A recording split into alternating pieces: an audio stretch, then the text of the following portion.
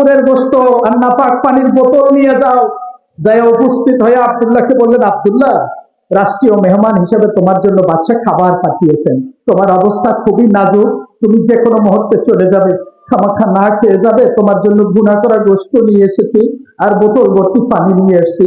আব্দুল্লাহ চিৎকার মেরে বলে, ডাক্তার সাবধান, শুকুরের গোশত নিয়ে এসেছো আর নাপাক পানির বোতল নিয়ে এসেছো।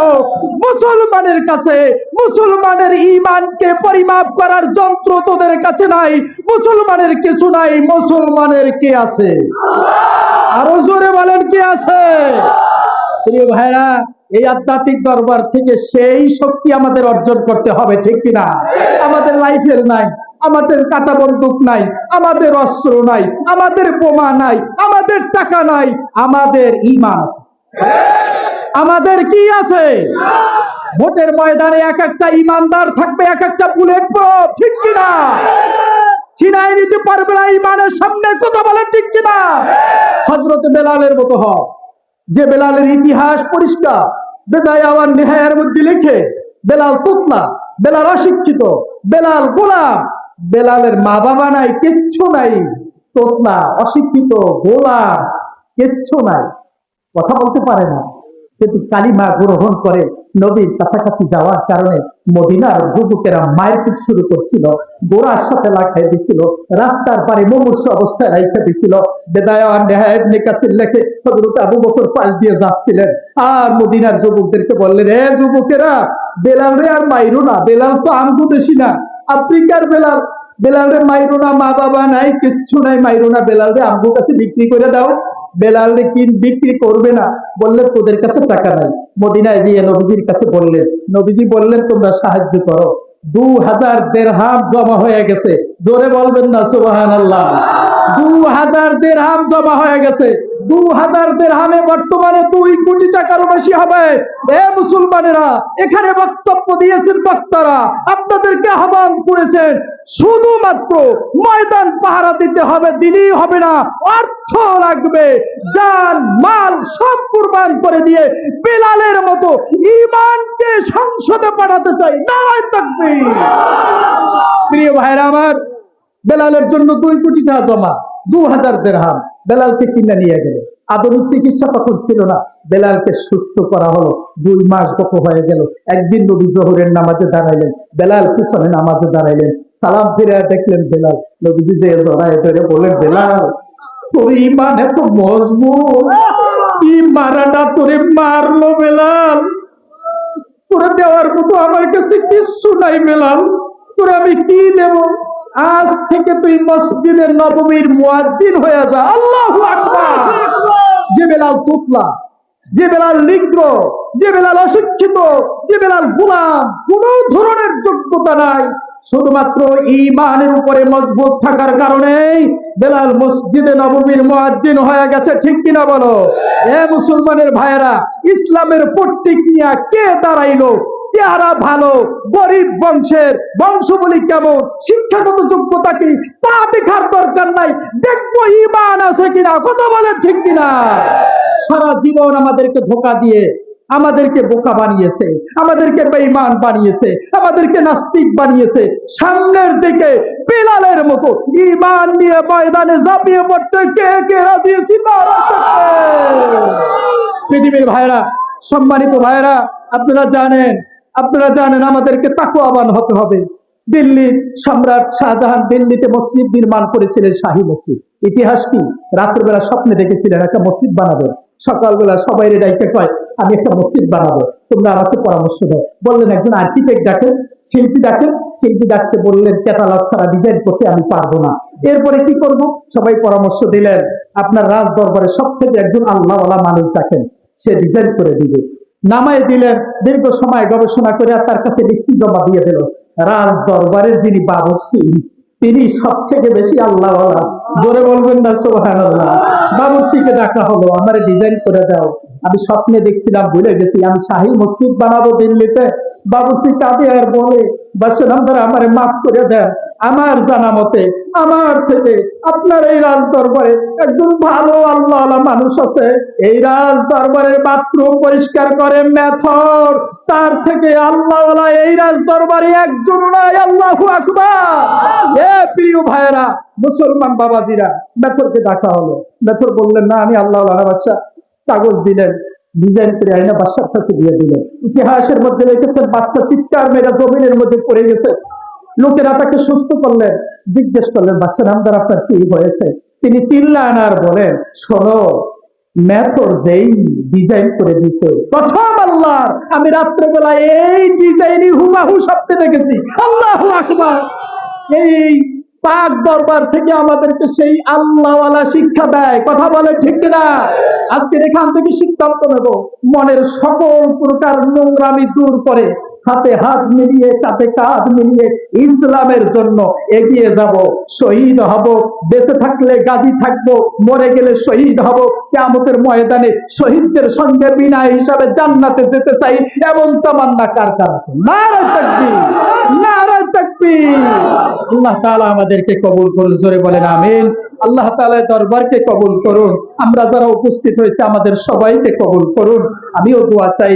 আসসালামু আলাইকুম ওয়া রাহমাতুল্লাহি ওয়া বারাকাতুহু। দায়িত্ব দেওয়া হয়েছে মুহাম্মদ রাসূলুল্লাহ আর তার উম্মত যতদিন পর্যন্ত না আসবে ততদিন পর্যন্ত এই জান্নাতের গেট খোলা হবে না। প্রিয় ভাইরা, আল্লাহ পাকের দরবারে এজন্য শুকর, এত দামি আল্লাহ বানিয়েছেন। এই দামি মানুষগুলো তো ইসলাম ছাড়া চলতে পারে না। কথা বলেন ঠিক কিনা? এই দামি মানুষগুলো তো বেদিনদের সাথে সম্পর্ক রাখতে পারে না।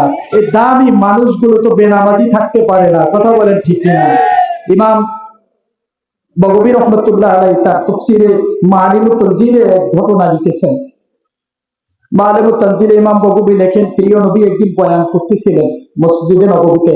ডান পাশে হযরতে আবু বকর, বাম পাশে হযরতে ওমর, সাহাবায়ে কেরাম গোল দিয়ে বসা। নবীজি কেঁদে ফেললেন, এত পরিমাণ কেঁদেছেন। হযরত আবু বকর উঠে পিছন দিক থেকে জামা মুছে বললেন, নবীজি আপনি এইভাবে কাঁদলে আমরা সহ্য করতে পারি না, আমরা সহ্য করতে পারি না। নবীজি ফিরেও তাকালেন না, এত পরিমাণ কাঁদলেন। একটু পরে নবীজি আবার হাসলেন, এত সুন্দর করে হাসলেন। ইবনে মাসউদ বয়ান করেছেন, হাত্তা ইউরা মুজতাজিয়া, নবীজির সেদিন হাসিতে আমরা মুজতাজিয়া দেখে ফেলেছি। মুজতাজিয়া বলা হয় মারির দাগকে, হাদিসের ভাষায় মুজতাজিয়া বলা হয়। নবীজি জীবনে কোনোদিন সাহাবায়ে কেরাম মুজতাজিয়া মারির দাগ দেখে নাই, কিন্তু সেদিন বয়ানে কান্নার পরে হাসি দিয়েছেন, সেদিন মুজতাজিয়া দেখে ফেলেছেন। জোরে বলেন সুবহানাল্লাহ। হযরত আবু বকর উঠে জড়িয়ে ধরে জিজ্ঞেস করলেন, নবীজি এইভাবে কাঁদলেন, জান্নাতুল বাকিতে প্রতিদিন যাইতেন, কাঁদতেন না? কাঁদতেন, কিন্তু এভাবে নয়। আবার হাসলেন কেন? প্রিয় নবী হযরতে আবু বকরকে জড়ায় ধরে বললেন, আবু বকর আমি কি বলবো তোমাকে? আমি যখন বয়ান করতেছিলাম দেখি জিবরিল আমিন আমার সামনে হাসরের ময়দানের অবস্থাটা আমার সামনে ভিডিও করে ধরে রেখেছে। আমি তাকায় দেখি নবীরা পর্যন্ত বাঁচাও বাঁচাও বলে চিল্লাইছে, বাঁচাও বাঁচাও বলে চিল্লাইছে। আমার তখন মনে পড়ে গেল আমার উম্মতের অবস্থা কি হবে। আমি জন্য কেঁদে ফেলেছিলাম। হযরত আবু বকর জিজ্ঞেস করলেন, নবী আবার হাসলেন কেন? প্রিয় নবী বলেন, আতানি জিবরাইল ফাআখবারনি আনিফা ইন্না আতাইনাকাল কাউসার। নবী বলেন, আবু বকর শোনো, আমার কান্নার মধ্য দিয়ে জিবরিল আমিন আমাকে এসে সান্ত্বনা দিয়ে বললেন, নবী আপনি ভেঙে পড়বেন না, আপনি কাঁদবেন না। পরকালের জগতে হাসরের ময়দানে কোন নবীর কোনো ঠিকানা নাই, কোন নবীর কোনো সাইনবোর্ড নাই, ব্যানার নাই। আপনার উম্মতের জন্য আল্লাহ কাউসার দান করবে। সাহাবীরা প্রশ্ন করলেন, মাল কাউসার ইয়া রাসূলুল্লাহ, হুজুর কাউসার কি আমরা চিনি নাই। তাফসীরে জালালাইনে জালালউদ্দিন সুয়ুতী রাহমাতুল্লাহ আলাইহি হাসিয়ার মধ্যে নবীজির এই হাদিসখানা উল্লেখ করে বলেন, নবীজি তাফসীর করে শোনান, আল কাউসারু হাউদুম মিন হিয়াদিল জান্নাহ। হে সাহাবীরা শোনো, কাউসার হলো জান্নাতের একটি ঝর্ণা। তারিদু আলাইহি উম্মতি ইয়াউমাল কিয়ামা, দৌড়িয়ে দৌড়িয়ে কিয়ামতের ময়দানে যার কিনারায় আমার উম্মতেরা জমা হয়ে যাবে, আর আমি নবী সেখানে পেয়ালা নিয়ে দাঁড়ায় থাকবো।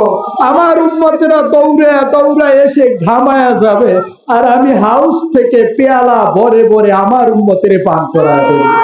মান শারিবা মিনহু মাররা লামিয়াজমা আবাদা, একবার যারে পান করায় দেব ওই পরকালের জগতে জীবনে আর কোনোদিন পিপাসা লাগবে না। সাহাবায়ে কেরাম কাঁদেন আর বলেন, নবীজি আমার ভাগ্যে কি হবে নাকি? কারণ আপনি একা পেয়ালা নিয়ে দাঁড়ায় থাকবেন, আর এত অসংখ্য গণিত বিলিয়ন বিলিয়ন উম্মতেরা যাবে, তাদের মধ্যে আমরা পাবো নাকি? নবীজি বললেন, উনজুর ইলাস সামা, আসমানের দিকে তাকাও, আদ্দের হুন্না, কি দেখো? তারকা দেখো, আদ্দের হুন্না, গণনা করো। সাহাবায়ে কেরাম বললেন, আমরা গণনা করতে পারবো না, এটা সম্ভব না। নবীজি বলেন, আদাদুহু কাআদাদে কাওয়াকিবিস সামা, কিয়ামতের ময়দানে আমার উম্মতের জন্য আসমানের যতগুলো তারকা আছে তার থেকেও বেশি সংখ্যক পেয়ালা আমার উম্মতের জন্য হাউজে কাউসারের কিনারায় আল্লাহ দিয়া দিবে। নারায়ে তাকবীর। প্রিয় ভাইরা, এ দরবার আধ্যাত্মিক দরবার, এ দরবারে আল্লাহকে চেনার দরবার। কথা বলেন ঠিক কিনা? আমি আয়াত তেলাওয়াত করেছি সূরা ইউনূস থেকে, আমার আল্লাহ বয়ান শোনান সূরা 62 আয়াত, 62 নম্বর আয়াত থেকে আল্লাহ বয়ান শোনান, আলা ইন্না আউলিয়া আল্লাহ লা খাউফুন আলাইহিম ওয়া লা হুম ইয়াহজানুন। হে পৃথিবীর মানুষেরা শোনো, আমার বন্ধুদের কোনো ভয় নাই, আমার বন্ধুদের কোনো ভয় নাই। আওয়াজ দিয়া বলবেন, কার ঘোষণা? আরো জোরে বলেন, কার ঘোষণা? প্রিয় ভাইরা, রোমদের সাথে যুদ্ধ চলতেছিল। নবীজির সাহাবী হযরতে আব্দুল্লাহ ইবনে হুযায়ফার গল্প আপনারা সবাই জানেন, অসংখ্য হাদিসে বর্ণিত হয়েছে। রোম সম্রাট খ্রিস্টান ছিলেন, তিনি ঘোষণা দিয়ে দিলেন, নবীর সাহাবীদের সাথে আমরা পারছি না, ওদেরকে মারবা না, একটা বাহিনী ধইরা আমার কাছে নিয়ে আসো। একটা টিম ধরে রোম সম্রাটের কাছে নেওয়া হলো। যেই টিমের প্রধান ছিল আব্দুল্লাহ ইবনে হুযায়ফা, তার দলে ছিল 40 জন। আর আটকায়া দেওয়া হলো, রাতে রাতারে রাজ দরবারে নিয়ে পাশের চেয়ারে বসানো হলো। মন্ত্রীরা মনে করছিল মেরে ফেলবে, কিন্তু না, সৌভাগ্যপূর্ণ আচরণ। জিজ্ঞেস করলেন, তোমার নাম? বলে, আমার নাম আব্দুল্লাহ ইবনে হুযায়ফা। সুবহানাল্লাহ। রোম সম্রাট জিজ্ঞেস করলেন, তোমার চামড়াগুলো হাড্ডির সাথে লেগে গেছে কেন? কতদিন খাও নাই? আব্দুল্লাহ ইবনে হুযায়ফা জবাব দেন, 40 দিন পর্যন্ত খাই নাই। রোম সম্রাট জিজ্ঞেস করলেন, তাইলে তুমি যুদ্ধ করো কেমনে? বলে, মুসলমানদের তাঁবুতে পড়ে থাকি, যখনই ময়দানে নারায়ে তাকবীরের শব্দ শুনি, তখন আর আমি নিজেও জানি না কিসের বলে আমি যুদ্ধ করি। আল্লাহ। প্রিয় ভাইরা, রোম সম্রাট আব্দুল্লাহ ইবনে হুযায়ফাকে জড়িয়ে ধরে বললেন, তোমার আর না খেয়ে থাকতে হবে না। তুমি যদি আমার একটা কথা মানো, তাহলে আমি এই রোম রাজ্যের অর্ধেক তোমার লেখা দেব। আমার একটা মাত্র মেয়ে তোমার কাছে দিয়ে দেব। মুসলমানদের বিরুদ্ধে আর যুদ্ধ করব না। সকল কয়েদিদেরকে আমি মুক্তি দিয়ে দেব, এবং তোমাকে আমার ইন্তেকালের পরে এই রাজ্যের মালিক বানিয়ে দেব। শর্ত শুধু একটা, তুমি আল্লাহর পথ ছাইরা আমার দলে চলে আসো। শর্ত একটা, বাকি সব তোমারে দিয়ে দেব। আব্দুল্লাহ ইবনে হুযায়ফা। প্রিয় ভাইরা, আমি বয়ান করতে আসি নাই, কথা বলতেও আসি নাই, দোয়া নেওয়ার জন্য আসছি। এত সুন্দর আধ্যাত্মিক দরবারে আমার কলিজা কাঁপতেছে কথা বলার জন্য। তারপরও বলতেছি, আব্দুল্লাহ ইবনে হুযায়ফার চামড়া হাড্ডির সাথে লেগে গেছে। এত অফার পাওয়ার পরেও রোম সম্রাট তার রাজ্য লিখে দেওয়ার অফার দেওয়ার পরেও সামনে এসে ধমক দিয়ে বলে, বাদশা সাবধান, আপনার সব থাকতে পারে, আব্দুল্লাহর ঈমান আছে, ঈমান আছে, ঈমান আছে। প্রিয় ভাইরা আমার, আজকে বক্তব্য শুনেছেন, ডান থেকে বাম থেকে বিভিন্ন দল থেকে আপনাকে অফার করা হবে। কথা একটা, আব্দুল্লাহ ইবনে হুযায়ফার মতো জানিয়ে দিবেন, সংসদ চাই না, সম্পদ চাই না, সোনা দানা চাই না, ঈমান নিয়ে ইসলামের পক্ষে লড়তে চাই। কথা বলেন ঠিক কিনা? নারায়ে তাকবীর, নারায়ে তাকবীর। রোম সম্রাটের মেজাজ খারাপ হয়ে গেল, তফসিরে রেখে অন্দর মহলে চলে গেল। ভিতর থেকে অর্ডার করা হয়, আব্দুল্লাহকে আটকানো হোক রুমের মধ্যে। আব্দুল্লাহকে আটকিয়ে দেওয়া হলো। 1 সপ্তাহ পর্যন্ত খানাপিনা দিবে না, ডাক্তার দেওয়া হলো পরিচর্যার জন্য, ওরে দেখে রাখো। 1 সপ্তাহ হয়ে গেছে। রোম সম্রাটের কাছে ডাক্তার গিয়ে বললেন, ডাক্তার, রোম সম্রাট আব্দুল্লাহর অবস্থা খারাপ, মরে যাবে। রোম সম্রাট বললেন, খাবার নিয়ে যাও, ভুনা করা শুকরের গোশত আর নাপাক পানির বোতল নিয়ে যাও। যাই উপস্থিত হয়ে আব্দুল্লাহকে বললেন, আব্দুল্লাহ, রাষ্ট্রীয় মেহমান হিসেবে তোমার জন্য বাদশা খাবার পাঠিয়েছেন। তোমার অবস্থা খুবই নাজুক, তুমি যে কোনো মুহূর্তে চলে যাবে, খামাখা না খেয়ে যাবে। তোমার জন্য গুনাহ করা গোশত নিয়ে এসেছি আর বোতল ভর্তি পানি নিয়ে এসেছি। আব্দুল্লাহ চিৎকার মেরে বলে, ডাক্তার সাবধান, শুকুরের গোশত নিয়ে এসেছো, নাপাক পানির বোতল নিয়ে এসেছো। মুসলমানের কাছে মুসলমানের ঈমানকে পরিমাপ করার যন্ত্র তোদের কাছে নাই। মুসলমানের কিছু নাই, মুসলমানের কে আছে? আরো জোরে বলেন, কে আছে? প্রিয় ভাইরা, এই আধ্যাত্মিক দরবার থেকে সেই শক্তি আমাদের অর্জন করতে হবে, ঠিক কিনা? আমাদের রাইফেল নাই, আমাদের কাঁটা বন্দুক নাই, আমাদের অস্ত্র নাই, আমাদের বোমা নাই, আমাদের টাকা নাই, আমাদের ঈমান আছে। আমাদের কি আছে? ভোটের ময়দানে এক একটা ইমানদার থাকবে, এক একটা বুলেট প্রুফ, ঠিক কিনা? ছিনাই নিতে পারবে না ঈমানের সামনে, কথা বলেন ঠিক কিনা? হযরত বেলালের মতো হও, যে বেলালের ইতিহাস পরিষ্কার, বেদায়া ওয়ান নিহায়ার মধ্যে লিখে, বেলাল তুতলা, বেলাল অশিক্ষিত, বেলাল গোলাম, বেলালের মা বাবা নাই, কিচ্ছু নাই, তোতলা, অশিক্ষিত, গোলাম, কিচ্ছু নাই, কথা বলতে পারে না, কিন্তু কালিমা গ্রহণ করে নবীর কাছাকাছি যাওয়ার কারণে মদিনার যুবকেরা মায়ের পিঠ শুরু করছিল, গোড়ার সাথে লাগাই দিছিল, রাস্তার পারে মুমূর্ষ অবস্থায় রাইখা দিছিল। বেদায়া ওয়ান নিহায়া ইবনে কাসির লেখে, হযরত আবু বকর পাশ দিয়ে যাচ্ছিলেন আর মদিনার যুবকদেরকে বললেন, যুবকেরা, বেলাল রে আর মাইরো না, বেলাল তো আমগো দেশি না, আফ্রিকার বেলাল, বেলাল রে মাইরো না, মা বাবা নাই, কিচ্ছু নাই, মাইরো না, বেলাল রে আমগো কাছে বিক্রি করে দাও। বেলাল রে কি বিক্রি করবে না, বললে তোদের কাছে টাকা নাই। মদিনায় গিয়ে নবীজির কাছে বললেন, নবীজি বললেন তোমরা সাহায্য করো। 2000 দিরহাম জমা হয়ে গেছে, জোরে বলবেন না সুবহানাল্লাহ? 2000 দিরহাম জমা হয়ে গেছে। 2000 দিরহামে বর্তমানে 2 কোটি টাকারও বেশি হবে। মুসলমানেরা, এখানে বক্তব্য দিয়েছেন বক্তারা, আপনাদেরকে আহ্বান করেছেন, শুধুমাত্র ময়দান পাহারা দিতে হবে, দিলেই হবে না, অর্থ লাগবে, জান মাল সব কুরবান করে দিয়ে বেলালের মতো ঈমানকে সংসদে পাঠাতে চাই। নারায়ে তাকবীর। প্রিয় ভাইরা আমার, বেলালের জন্য 2 কোটি টাকা জমা, 2000 দিরহাম, বেলালকে কিনে নিয়ে গেল।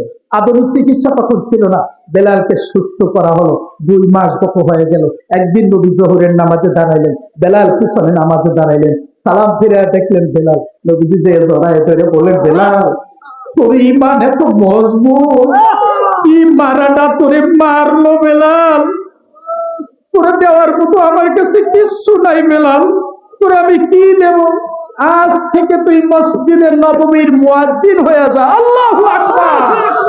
যে বেলাল তুতলা, যে বেলাল নিগ্র, যে বেলাল অশিক্ষিত, যে বেলাল গোলাম, কোন ধরনের যোগ্যতা নাই, শুধুমাত্র ঈমানের উপরে মজবুত থাকার কারণেই বেলাল মসজিদে নববীর মুয়াজ্জিন হয়ে গেছে, ঠিক কিনা বলো? মুসলমানের ভাইয়েরা, ইসলামের প্রতীক নিয়ে কে দাঁড়াইলো? চেহারা ভালো, গরিব বংশের, বংশবলী কেমন, শিক্ষাগত যোগ্যতা কি, তা দেখার দরকার নাই, দেখবো ঈমান আছে কিনা, কথা বলেন ঠিক কিনা? সারা জীবন আমাদেরকে ধোঁকা দিয়ে আমাদেরকে বোকা বানিয়েছে, আমাদেরকে বেঈমান বানিয়েছে, আমাদেরকে নাস্তিক বানিয়েছে। সামনের দিকে বেলালের মতো ঈমান নিয়ে ময়দানে ঝাঁপিয়ে পড়তে কে কে রাজি আছি? পৃথিবীর ভাইরা, সম্মানিত ভাইরা, আপনারা জানেন আমাদেরকে তাকওয়াবান হতে হবে। দিল্লির সম্রাট শাহজাহান দিল্লিতে মসজিদ নির্মাণ করেছিলেন, শাহী মসজিদ। ইতিহাস কি? রাতের বেলা স্বপ্নে দেখেছিলেন একটা মসজিদ বানাবেন, সকালবেলা সবাই ডাইকে কয় আমি একটা মসজিদ বানাবো, তোমরা আমাকে পরামর্শ দাও। বললেন একজন আর্কিটেক্ট ডাকেন, শিল্পী ডাকেন, শিল্পী ডাকতে বললেন ক্যাটালগ ছাড়া ডিজাইন করতে আমি পারবো না। এরপরে কি করব? সবাই পরামর্শ দিলেন আপনার রাজ দরবারে সব থেকে একজন আল্লাহওয়ালা মানুষ ডাকেন, সে ডিজাইন করে দিবে। নামায় দিলেন, দীর্ঘ সময় গবেষণা করে তার কাছে লিস্টি জমা দিয়ে দিল। রাজ দরবারের যিনি বাবুর্চি, তিনি সবথেকে বেশি আল্লাহওয়ালা, জোরে বলবেন না সুবহানাল্লাহ? বাবুর্চিকে ডাকা হলো, আমার ডিজাইন করে দাও, আমি স্বপ্নে দেখছিলাম, ভুলে গেছি, আমি শাহী মসজিদ বানাবো দিল্লিতে। বাবুর্চি কাঁদে আর বলে, বাদশাহ নামদার আমারে মাফ করে দেন, আমার জানা মতে আমার থেকে আপনার এই রাজ দরবারে একজন ভালো আল্লাহ মানুষ আছে, এই রাজ দরবারের বাথরুম পরিষ্কার করে মেথর, তার থেকে আল্লাহ এই রাজ দরবারে একজন নাই। আল্লাহু আকবার। এ প্রিয় ভাইরা, মুসলমান বাবাজিরা, মেথরকে ডাকা হলো। মেথর বললেন, না আমি আল্লাহ বাদশাহ। কাগজ দিলেন, ডিজাইন করে আইনা বাদশার কাছে দিয়ে দিলেন। ইতিহাসের মধ্যে রেখেছেন বাদশা চিৎকার মেরে জমিনের মধ্যে পড়ে গেছে। লোকেরা তাকে সুস্থ করলেন, জিজ্ঞেস করলেন, বাদশা নামদার আপনার কি হয়েছে? তিনি চিল্লান আর বলেন, শোনো, মেথর যেই ডিজাইন করে দিতে, প্রথম আল্লাহর, আমি রাত্রেবেলা এই ডিজাইনই হুবাহু স্বপ্নে দেখেছি। আল্লাহু আকবার। এই পাক দরবার থেকে আমাদেরকে সেই আল্লাহওয়ালা শিক্ষা দেয়। কথা বলে ঠিক কিনা? আজকে এখান থেকে সিদ্ধান্ত নেব, মনের সকল প্রকার নোংরামি দূর করে হাতে হাত মিলিয়ে কাঁধে কাঁধ মিলিয়ে ইসলামের জন্য এগিয়ে যাব। শহীদ হব, বেঁচে থাকলে গাজী থাকবো, মরে গেলে শহীদ হব। কিয়ামতের ময়দানে শহীদদের সঙ্গে বিনয় হিসাবে জান্নাতে যেতে চাই, এমন তামান্না কার কার আছে? নারে তাকবীর, নারে তাকবীর। আল্লাহ তাআলা আমাদেরকে কবুল করুন, জোরে বলেন আমিন। আল্লাহ তাআলা দরবারকে কবুল করুন, আমরা যারা উপস্থিত হয়েছে আমাদের সবাইকে কবুল করুন। আমিও দোয়া চাই। আসসালামু আলাইকুম ওয়া রাহমাতুল্লাহি ওয়া বারাকাতুহু।